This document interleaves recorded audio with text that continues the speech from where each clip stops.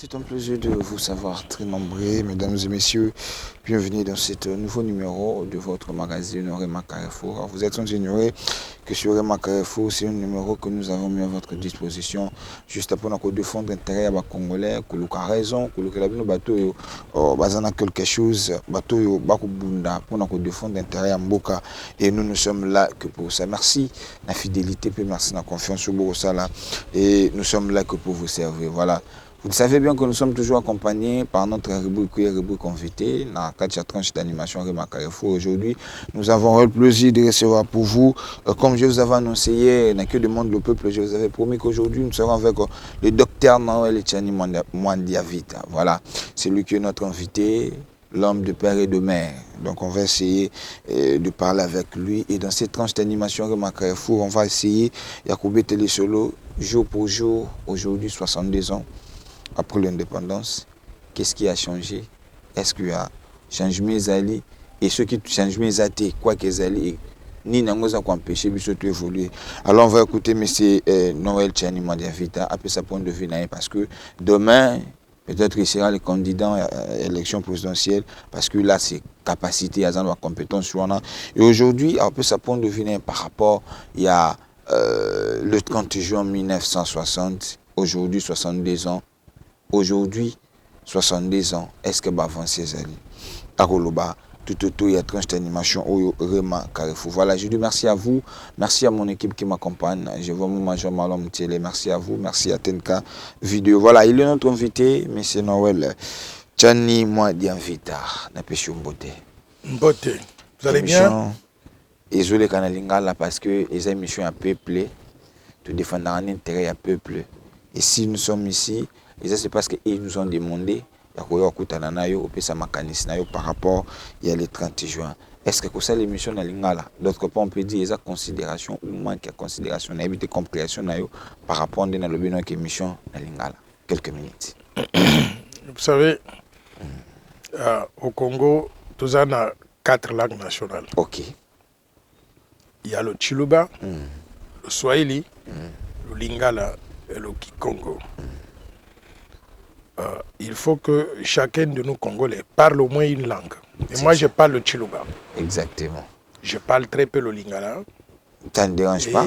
Je veux vous dire que je suis plus à l'aise en français qui est la langue officielle. D'accord, là c'est pas un problème. Vous pouvez poser des questions en Lingala, moi je vais répondre en français. D'accord, c'est pas un problème. Monsieur Noël Tchani Mwandiavita, l'homme de père et de mère. Où sommes-nous? Tout comme le niveau Nini, la proposition à loi avant tout STG, parce que les Congolais attendent ça. Il y avait un moment, ils avaient une rage. On s'est posé des questions, et les gens vous soutenaient aussi, mais après quelques temps, apparemment c'est comme ça, il y a motivation diminuée. Non, la motivation n'a pas diminué, l'engouement n'a pas diminué. Les Congolais sont très désireux de voir cette proposition de loi devenir la loi du pays. Et la loi a été incorporée dans les cerveaux de tous les Congolais. Aujourd'hui, s'il y avait élection, avant de voter, les Congolais se poseront la question de savoir ce candidat et l'autre candidat qui est des pères et des mères. Je voterai pour celui qui est des pères et des mères. Okay. On sait aujourd'hui que vous avez suivi notre ambassadeur aux Nations Unies. Il a parlé au Conseil de sécurité hier à New York. Et là-bas, il a dit que nos institutions sont infiltrées. L'armée, la police, les services de sécurité, les institutions de la République sont très infiltrées. Et aucun pays ne peut survivre avec ce tel niveau d'infiltration. Ce que nous devons faire en tant que pays, c'est adopter des lois, des politiques et des stratégies pour exfiltrer ces infiltrés dans nos institutions. Parce que tant que nous avons ces infiltrés dans nos institutions, ça pose une menace sécuritaire à notre pays. Donc nous devons progressivement y aller en commençant par l'adoption de la proposition de loi Tchani de verrouillage de l'accès aux fonctions de souveraineté qui propose d'une part qu'on puisse adopter le principe de la double nationalité ou bien de l'irrévocabilité de la nationalité congolaise d'origine, c'est-à-dire que quand vous êtes congolais, vous restez congolais jusqu'à la mort. Personne ne peut vous enlever ça. Si vous allez à l'étranger, vous prenez une nationalité étrangère, c'est votre problème. Mais vous venez au Congo, nous vous reconnaissons en tant que Congolais ou Congolaise. Ça, c'est l'article 10 de la Constitution. Ensuite, il y a l'article 72 de la Constitution qui dit que pour être candidat à la présidence de la République, il faut être Congolais d'origine. Nous voulons ajouter être Congolais d'origine, virgule, né de père et de mère Congolais d'origine. Il y a une raison pour ça. C'est que tous les Congolais sont les mêmes. Mais il y a des Congolais qui sont devenus Congolais par adoption. Ils étaient étrangers et ils ont opté pour la nationalité congolaise. Et nous les accueillons à bras ouverts, ce sont nos compatriotes. Il y a des Congolais qui sont nés de pères ou des mères congolais avec un père étranger ou une mère étrangère. Ça veut dire qu'ils sont Congolais quand ils sont au Congo, bien sûr, il n'y a pas de problème pour ça. Quand ils sont dans l'autre pays de leurs parents, ils sont aussi originaires de ces pays-là. Et de ce point de vue-là, quand il y a un conflit entre le Congo et le pays de l'un de leurs parents, ils ne savent pas quelle part prendre. C'est tout à fait normal entre votre père et votre mère qui se disputent, vous allez prendre la part de qui? Vous devez être équilibré. D'où il n'y a pas de loyauté totale à la RDC. On est tantôt loyal à la RDC, tantôt loyal à l'autre pays. Pour éviter cela, on dit, vous pouvez tout faire dans le pays, sauf les fonctions de souveraineté. Les fonctions de souveraineté seront réservées exclusivement aux Congolais qui sont loyaux 100% au Congo, c'est-à-dire qui sont des pères et des mères. Donc actuellement, où est-ce qu'on se situe? Il y a eu des discussions au niveau de l'Assemblée nationale sur la loi électorale. Et on devait inclure cette dimension des pères et des mères dans la loi électorale. Mais pour le faire dans la loi électorale, il faut aussi modifier la Constitution, l'article 10 et l'article 72. Or, la Constitution donc dit qu'on ne peut pas la modifier ou la réviser pendant que le pays se trouve en état d'urgence ou un état de siège. Donc nous attendons qu'on lève l'état de siège et en ce moment-là, on va mettre cette loi sur la table, on va en discuter, on va l'adopter pour qu'elle devienne donc la loi de la République. Merci beaucoup, monsieur Dr Noël Etienne Mwanda-Vita. Jour pour jour, aujourd'hui, 62 ans pour l'indépendance. D'abord, ce que vous retenez par le tout premier ministre, Emery Patrice Lumumba, ou la Saki des nationales et aussi la Lelo, qu'est-ce que vous retenez de lui, cet homme, premier ministre, Emery Patrice Lumumba? Oui, Patrice Emery Lumumba, c'est un grand homme. Il nous a délivrés du règne colonial, du joug colonial. Vous savez que pendant la colonisation, il y avait beaucoup d'injustices. J'ai vu l'autre jour sur la RTNC un documentaire qui montrait qu'avant 1960, on coupait les bras des gens, on trouait les nez des gens, on tirait sur les gens, on tuait comme... Les Noirs étaient même mis dans des cages. Donc c'était un régime dégradant. Et les droits des Noirs n'étaient pas respectés dans la mesure où, quand vous travaillez, il n'y avait pas le même traitement des salaires. Il y avait un salaire pour les Blancs et les salaires pour les Noirs. Lumumba s'est érigé contre ça. Il s'est battu pour que, le pays soit un pays de justice, où quand vous travaillez, vous avez droit à un salaire décent. Le même salaire pour les Blancs et les Noirs.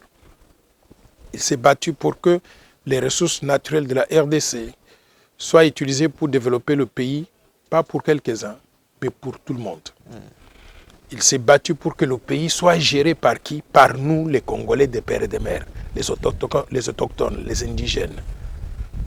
Il s'est battu pour ce que j'appelle aujourd'hui la loi Tchani. C'est ça que nous nous sommes adaptés à cet idéal-là, défendu par Patrice Emery Lumumba. Lumumba ne réclamait pas que le Congo soit géré par les enfants que la Belgique avait laissés donc en désordre donc, au Congo. Il s'est battu pour que le Congo soit géré par des Congolais, des pères et des mères, les authentiques, les ayants droit, les propriétaires de la terre. C'est ça l'équivalent de la loi des pères et des mères. Donc, nous avons les mêmes valeurs, les mêmes idéaux que Patrice Emery Lumumba avait défendu. Nous sommes sur son chemin et nous souhaitons que ce combat-là puisse aboutir à ce que ce pays continue à être géré par ceux qui sont des ayants droit, ceux qui sont donc des Congolais des pères et des mères, et que ce pouvoir ne puisse jamais nous échapper dans notre terre, tout en étant un peuple accueillant, qui accueille tout le monde, qui vient donc d'un peu partout. Mais on reconnaît que Tous les autres peuvent faire tout ce qu'ils veulent dans notre pays sur le plan professionnel. Mais en ce qui concerne les fonctions de souveraineté, ces fonctions, on doit les réserver exclusivement aux Congolais qui sont nés de pères et de mères congolais d'origine. Visalit, sécurité, le maire Patrice Emery Lumumba, Visalit de combat. Est-ce qu'aujourd'hui, il y a des députés, des politiciens qui incarnent son esprit? Parce que Lumumba ne plaît, mais son esprit doit être là. Est-ce qu'il y a certains politiciens qui incarnent son esprit aujourd'hui dans cette lutte? Bon, je ne peux pas les juger tous. Hein. Vous savez, nous avons à peu près 800 partis politiques. De la J'arrive. Population. Nous avons à peu près 800 partis politiques et je ne sais pas quel parti politique a quelle idéologie. Mais moi, je peux vous parler d'un parti politique dont je connais l'idéologie par cœur. La Force du Changement, qui est le parti politique dont je suis le président. Politique. Voilà. Notre parti politique se bat pour quoi? Il se bat pour l'établissement d'un véritable état de droit. Un état de droit, c'est l'ensemble des règles, des principes, des lois qui s'appliquent à tout le monde. Pas à un groupe d'amis, pas à des membres de mon parti politique seulement, mais à tous les Congolais sans exception. 2, nous nous battons pour la bonne gouvernance. La bonne gouvernance implique que toutes les ressources publiques aillent dans les caisses de l'État, dans le budget national, et que ce budget-là devienne un instrument d'allocation pour mettre en œuvre les différents programmes de développement. Si simplement il y a détournement des fonds publics, prédation des ressources naturelles, corruption, la loi s'appliquera de plein fouet à celui qui aura commis ces forfaits-là. 3, nous voulons développer les infrastructures de base, c'est-à-dire développer le réseau routier, le réseau de chemin de fer, développer 244 villes et villages modernes à travers tout le pays, construits de la même façon, de telle façon que quelqu'un qui est originaire de Nganajika et quelqu'un qui est originaire de Onalia, Onalua, ou bien de Kisangani ou de Zongo, qu'ils vivent dans les mêmes conditions. De cette façon, on va éviter l'exode des Kassaïens vers le Katanga ou l'exode donc des Kassaïens vers Kinshasa pour venir faire les Wewa et consorts. Donc, nous allons développer 244 villes et villages modernes sur l'ensemble du territoire national, équipés de la même façon. C'est le même principe qui a été utilisé par les États-Unis d'Amérique. Quand vous êtes en Californie, vous allez au Texas, au Maryland ou bien au Nevada, vous trouverez les mêmes conditions de vie. Nous allons transplanter l'Amérique en RDC et nous allons créer un paradis terrestre ici en RDC. C'était ça le rêve de Lumumba. Au-delà de cela, nous allons créer une économie vibrante, c'est-à-dire une économie bien sûr combinant l'interventionnisme étatique pour faire que dans des secteurs où on n'a pas assez de masse critique, l'État intervienne pour créer les conditions de base afin que le secteur privé puisse prendre la relève. Nous allons maintenant mettre en place cette économie-là qui puisse fonctionner de façon telle qu'on exporte davantage, on importe moins en produisant localement tout ce dont nous avons besoin pour notre consommation, pour notre survie. En faisant de cette façon-là, on va doter le Congo d'une monnaie nationale crédible, une monnaie qui conserve des valeurs, qui soit comparable au dollar et à l'euro. Et au-delà de cela maintenant, nous allons mettre en place un système financier qui redistribue les ressources nationales. Un système financier, c'est-à-dire un système bancaire. Aujourd'hui, nous n'avons pas de système bancaire. Le système bancaire, il est détenu par des étrangers. Ils pompent les dépôts des Congolais pour faire des crédits aux Indiens, aux Pakistanais, à tous les étrangers, sauf aux Congolais. Et non les Congolais. Nous allons corriger cela. Donc, grosso modo, voilà les grandes lignes du plan Marshall. Nous allons mettre en place un système éducatif qui facilite l'accès de tout le monde à l'éducation. Nous allons mettre en place un système de santé qui permet à tout un chacun qui tombe malade de se faire prendre en charge à travers une assurance maladie universelle. Si nous faisons ces choses-là, moi je pense que nous allons développer la RDC au point où le produit intérieur brut du pays va passer de 458 $ aujourd'hui à au moins 15 000 $ en l'espace de 15 ans. Donc, nous allons créer ces conditions de vie meilleures que Patrice Lumumba demandait déjà depuis 1960. 62 ans pour l'indépendance, est-ce qu'il y a un changement malgré tout le régime qui vient de passer?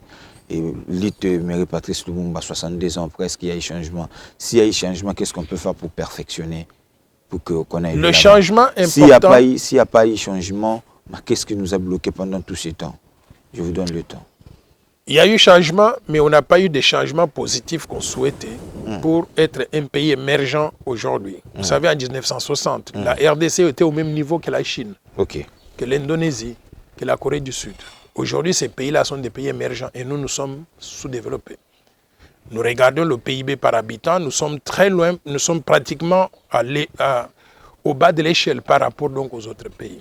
Qu'est-ce qui n'a pas marché? Mauvaise qualité de la gouvernance, mauvais leadership du pays et surtout on a manqué de vision de développement. Au lieu de développer le pays, beaucoup de nos hommes politiques sont allés pour s'enrichir personnellement. C'était du chacun pour soi. Mais on n'a pas vu l'intérêt du pays comme étant l'ensemble qu'il fallait développer pour créer de bonnes conditions pour tout le monde. Aujourd'hui, je peux dire que les choses peuvent changer, si nous voulons. En 1960, il y avait un seul cadre universitaire, un seul individu qui était sorti de l'université. Aujourd'hui, nous avons des millions d'universités. Nous pouvons utiliser cela comme étant une base de développement du pays. Et pour le faire, on a besoin d'avoir une véritable vision de développement. Quand je regarde toute la scène politique, je ne vois pas cette vision de développement. C'est du chacun pour soi. C'est pour ça que j'invite mes compatriotes, 62 ans après l'indépendance, à prendre conscience de ce plan Marshall de Noël Tchani pour la promotion du développement. Si aujourd'hui vous êtes président de la République, je vous donne aussi le temps, toujours dans la même lignée, dans cette optique. Si aujourd'hui, M. Noël Tchani, Dr Noël Tchani m'a invité président de la République, qu'est-ce que vous allez faire exactement pour nous tirer là où nous sommes? Je vais faire beaucoup de choses. Je disais tout à l'heure là que nous avons une vision de développement qui s'appelle le plan Marshall de Noël Tchani pour le développement de la RDC. Ce plan Marshall contient 50 programmes complémentaires pour sortir le Congo de la situation actuelle, devenir un pays émergent en 15 ans. Je ne peux pas étaler ici tous les 50 programmes, mais je vais résumer les gros chapitres. Le premier chapitre, c'est le développement des ressources humaines. Un pays ne peut pas se développer s'il n'a pas de ressources humaines de qualité. Nous avons besoin des gens bien formés, bien éduqués, mais bien entretenus.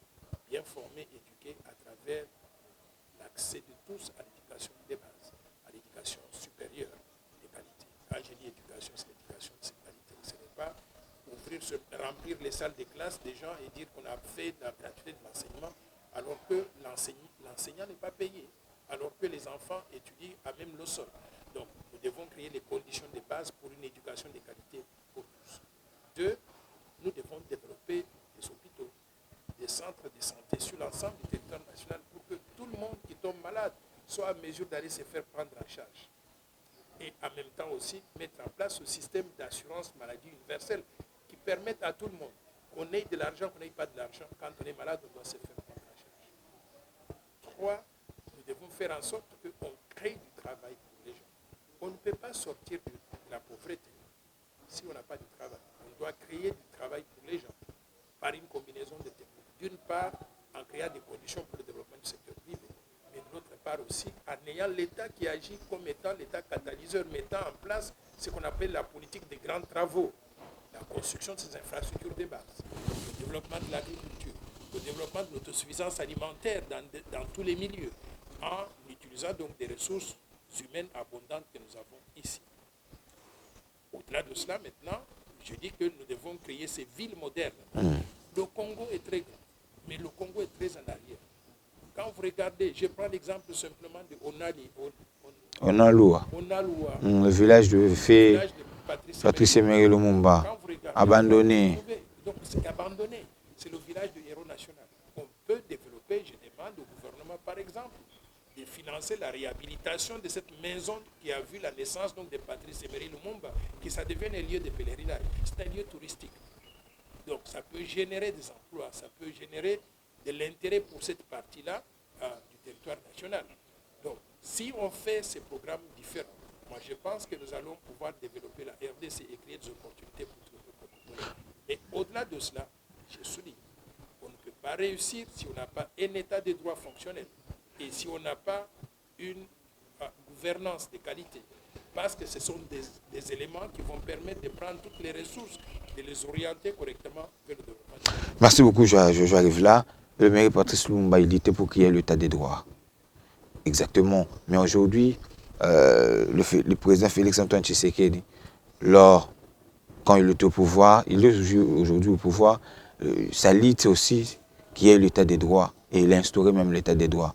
Est-ce qu'il y a l'état des droits que Marie-Patrice Lumumba l'était et l'état des droits que le Félix Tshisekedi nous a présenté? Est-ce que ça marche de pair? Bon, moi je ne sais pas comparer donc l'état des droits de Félix Tshisekedi avec l'état des droits de Lumumba. Je ne sais pas par où commencer, mais je peux vous dire que la vision de Patrice Emery Lumumba, telle que je l'ai lue et je l'ai comprise, c'est la vision que moi je défends dans le cadre de la force du changement. Okay. Cet état des droits-là qui fonctionne, qui fait que les mêmes règles s'appliquent à tout le monde et qu'il n'y a personne qui sera discriminé. Bien au contraire, on va utiliser les lois pour protéger nos citoyens, nos concitoyens, et les promouvoir pour qu'ils puissent donc vivre mieux dans leur propre pays. C'est ça que je vois moi comme état de droit. Mais au-delà de cela, l'état de droit tel que Patrice Emery Lumumba l'avait compris, c'est la gestion du pays par les Congolais, la gestion du pays par les autochtones. C'est ça que je défends dans le cadre donc, de la proposition de loi Tchani, des verrouillages d'accès aux fonctions de souveraineté, en étant ouvert, en étant généreux avec tous les étrangers, mais on réserve ce qui est à nous toujours, et à nos enfants et à nos petits-enfants, pour que le Congo continue à être toujours ce pays-là qui sera géré et qui va appartenir aux autochtones. Toujours 62 ans pour l'indépendance, il y a la souffrance. Le Mobutu avait dit, le président Mobutu l'a dit, après lui c'est du délige. Est-ce que ce que nous subissons aujourd'hui, ce n'est pas peut-être lié à ce que le président Mobutu nous avait dit, il avait parlé? Bon, c'est une mauvaise conception de la gestion du pays. Quand vous êtes un bon gestionnaire du pays, vous préparez non seulement le succès, la pérennité de votre pays, mais surtout, vous préparez la succession. Vous faites en sorte que vous devez reconnaître que vous êtes une personne faillible à la fin de votre vie, parce que vous devez passer. À la fin de votre vie, il faut anticiper l'avenir en se disant, je prépare M. Wello, je prépare M. Tel, je prépare un groupe de personnes qui vont assurer la pérennité de mon œuvre après mon départ. Vous ne nous dites pas des choses du genre après moi c'est le déluge. Qui êtes-vous? Vous n'êtes rien absolument. Vous allez passer, regardez, vous avez dit après lui c'est le déluge. Le déluge s'est produit comment? Il est maintenant enterré au Maroc. Et Patrice Emery Lumumba qui voulait que le Congo soit uni, puisse aller de l'avant en tant que pays, est enterré ici avec tous les honneurs. Donc c'est ça l'ironie du sort.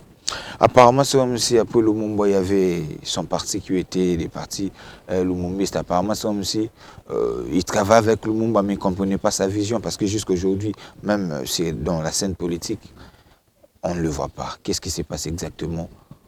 C'est ça que je dis. Quand on n'a pas été préparé et quand il n'y a pas eu continuité, on aboutit à des fractures. Mais quand on est leader, on doit préparer même les gens qui peuvent vous succéder. Et vous savez, quand on parle d'un parti politique, il peut y avoir un leader qui a une vision, qui incarne tout et les gens tournent autour de lui. Il faut faire en sorte que cette vision-là du leadership soit partagée par le plus grand nombre et qu'il y ait des écrits. Moi, j'ai publié un livre qu'on appelle La force du changement. Le plan Marshall pour la RDC, comment bâtir un pays plus beau qu'avant. À supposer que je passe demain après demain, mon fils, les collaborateurs, ils vont prendre ces idées, ils peuvent les mettre en œuvre tôt ou tard. Nos leaders politiques n'ont pas l'habitude d'écrire. Ils parlent à la bouche et ils n'écrivent jamais rien. Et quand ils passent, les idées passent, les paroles passent, mais les écrits restent. Mais parce qu'ils n'écrivent pas, quand vous passez, vous ne laissez rien derrière. Et je demande aux leaders politiques congolais de pouvoir avoir cette habitude-là de mettre par écrit leurs idées. Pour que demain, après, non seulement qu'au sein de leur parti, que tout le monde puisse partager ces idées-là, mais pour que demain, après-demain, quand eux, ils passent, qu'il y ait la relève, qu'ils prennent ces idées comme étant la vision qu'ils vont poursuivre, pour mettre en œuvre au profit de tous. Agression rwandaise. Aujourd'hui, nous avons perdu plus de 10 millions de Congolais qui sont morts à cause de ces guerres de l'Est. Si aujourd'hui, M. Noël Tchani, le président de la République, qu'est-ce que vous allez faire pour arrêter cette massacre à l'Est du pays? La communauté internationale elle est alarmée par des signaux contraires à ce que le président avait commencé à donner quand il devenait président. Vous avez dit ici que les institutions du pays seraient, selon votre but, sera géré par le Congolais de Berger. On a vu ici même sur le dossier, il y a vraiment peut-être le cas du chef d'état-major angolais, c'est un Congolais de Chili. Est-ce que c'est la plus empêché de travailler en collaboration avec le Congolais? Non, moi je vais vous dire une chose. Quand nous disons des pères et des mères, on ne veut pas dire qu'on ne veut pas des étrangers ou bien qu'on ne veut pas des Congolais qui ne soient pas des pères et des mères. Tous les Congolais restent Congolais et ils ont droit à tout. Les gens me disent par exemple Mamadou Ndala. Mamadou Ndala, il était Congolais, il avait un parent qui était Congolais, un parent étranger. Le Congo lui a tout donné, il a travaillé. Il a donné même sa vie. J'arrive. Cela ne veut pas dire que vous ne pouvez pas travailler pour le Congo si vous avez simplement un seul parent congolais. On lui a donné tout. Vous savez ce que c'est devenir colonel dans l'armée au Congo? Mais c'est un grand poste. On lui a donné cela. Si c'est cela que la loi autorisait, bravo, il a dû bénéficier donc de cet avantage-là en tant que Congolais. Ce que nous disons, c'est que vous pouvez tout faire, mais vous ne pouvez pas devenir président de la République. Je vous donne un exemple. Aux États-Unis, il y a des gens tels que Arnold Schwarzenegger, Madeleine Albright ou bien Henry Kissinger qui ont tout fait. Ils sont montés jusqu'à devenir secrétaire d'État. Vous savez ce que c'est un secrétaire d'État? Aux États-Unis, vous avez votre avion privé, pas privé officiel. Vous vous promenez à travers le monde en tant que secrétaire d'État, ministre des Affaires étrangères, dans votre avion au même titre que le président de la République. Donc c'est un grand poste. Gouverneur de l'État de Californie, même chose. On vous dit, vous pouvez tout faire jusqu'à ce niveau-là, mais vous ne pouvez pas devenir président parce qu'on n'est pas sûr de votre loyauté totale à l'égard du pays. Pourquoi loyauté totale? Pourquoi? Parce que si les États-Unis entrent en conflit avec le pays d'où l'un de vos parents est originaire, vous ne saurez pas prendre des décisions exclusivement en faveur des États-Unis. Vous serez partagé, vous serez dans une situation de conflit d'intérêts. C'est la même chose aussi ici. Vous êtes Congolais de père ou de mère. Vous avez un parent congolais et un parent rwandais. Aujourd'hui, il y a l'agression rwandaise. Vous ne pouvez même pas ouvrir la bouche pour condamner les actions du Rwanda. C'est ça que Moïse Katumbi est en train de faire. Il a une femme rwandaise, Tutsi rwandaise, burundaise. Il ne peut pas condamner publiquement l'agression rwandaise. Il ne voit même pas qu'il y a une agression. Pourquoi? Parce qu'il a un pied dedans, un pied dehors. Donc, par conséquent, nous disons, nous allons couper ce cordon ombilical. Nous allons réserver les fonctions de souveraineté exclusivement aux Congolais, dont nous sommes sûrs de la loyauté à 100% à l'égard du pays. Les autres Congolais sont des Congolais. Ils peuvent tout faire dans d'autres postes. Mais les 100 postes qu'on a énumérés là, qui sont des fonctions de souveraineté, vont être réservés aux gens dont nous sommes sûrs de la loyauté totale au pays. Et quels sont ces postes-là? Président de la République, président du Sénat, président de l'Assemblée nationale, Premier ministre, ministre régalien, Finances, Justice, Défense, Affaires intérieures, Affaires extérieures ou étrangères, le haut commandement militaire, le haut commandement du commissariat général de la police, le président de la commission électorale nationale indépendante, le gouverneur de la Banque centrale du Congo, les gouverneurs de province, les hauts magistrats, tous les hauts magistrats de la République, et enfin, le directeur de l'agence des migrations, la DGM, et l'administrateur de l'agence nationale de renseignement. Ces postes régaliens seront réservés exclusivement aux Congolais des pères et des mères. Et tous leurs épouses aussi, bien toutes leurs épouses et tous leurs époux seront aussi le Congolais des pères et des mères, pour éviter des conflits d'intérêts. Vous ne voudriez pas vous trouver dans une position où vous êtes Congolais, mais en même temps vous êtes Rwandais. Et soudainement, on vous demande, vous, en tant que président de la RDC, qui soit Congolais et Rwandais, nous les Congolais, nous voulons que vous alliez bombarder le Rwanda. Est-ce que vous allez bombarder le Rwanda de vos oncles paternels? Vous ne pouvez pas le faire. On vous met dans une situation de conflit d'intérêts. Pour éviter cela, on dit qu'on va prendre dans des postes de souveraineté exclusivement des Congolais qui n'ont pas de loyauté à l'égard de notre pays, qui doivent toute la loyauté exclusivement à la République. Puisque nous tendons déjà petit à petit vers la fin de ce plateau, aujourd'hui, monsieur docteur la chance de souffrir. Il y en a qui n'ont pas de question. Tout ça n'a pas de richesse, on veut bénéficier de la pays expatrié ne va pas bénéficier. Tout ça, le bas aussi, va prendre des passes, on va gagner. Puis, si l'étranger ne va pas gagner, si vous êtes aujourd'hui président de la République, sur la République, quelle stratégie vous avez aujourd'hui dans un gros développement base social, les amis locaux à l'université de Roumanie aujourd'hui, parce qu'on n'a rien. Les amis locaux de Roumanie ont envié de parce qu'on n'a pas d'argent. Mais si aujourd'hui, vous êtes président de la République, quelle est votre stratégie pour défendre l'intérêt de la population bénéficiaire? Si je suis président de la République, je viens avec une vision de développement. Une vision de développement, c'est l'ensemble d'activités et de programmes conçus pour transformer fondamentalement le pays. Cette vision de développement s'appelle le plan Marshall de Noël pour la révolution de l'État. Nous allons mettre en œuvre cette vision de développement. Chaque programme, dans les 50 programmes, c'est la mise en œuvre. Et chaque fois que nous mettons en œuvre chacun des programmes, on crée des emplois. La mesure de mon gouvernement, la mesure du succès de mon gouvernement va être combien d'emplois on a créé. Je regarde ce qui se passe aujourd'hui sur le plan politique. On dit nous avons fait ça, on a voyagé, on est parti dans tel pays. Mais vous ne dites pas aux gens combien d'emplois ont été créés. Il faut qu'on crée des emplois. Nous sommes 107 millions pour arriver à occuper toute la population active du pays. En créant ces emplois-là et en introduisant le système de salaire minimum garanti, je vous ai dit au moins $1000 par mois, on va garantir au peuple congolais un niveau de vie acceptable. Parce que toute personne qui sort du chômage et qui trouve du travail, et que ce travail lui paye au moins $1000 par mois, il est devenu quoi? Il n'est plus pauvre. Il est sorti de la pauvreté, il peut vivre correctement. C'est ça la stratégie que nous allons suivre.